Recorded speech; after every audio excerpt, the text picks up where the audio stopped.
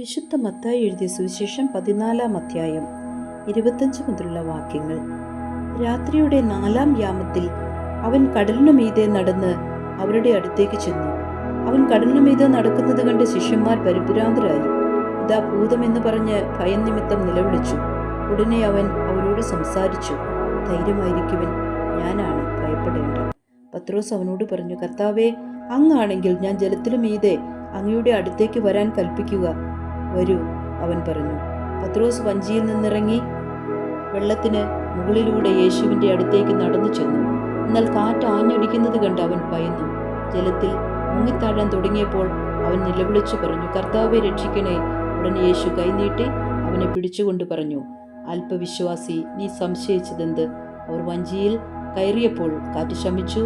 വഞ്ചിയിലുണ്ടായിരുന്നവർ അവനെ ആരാധിച്ചുകൊണ്ട്, സത്യമായി നീ ദൈവപുത്രനാണ് എന്ന് പറഞ്ഞു.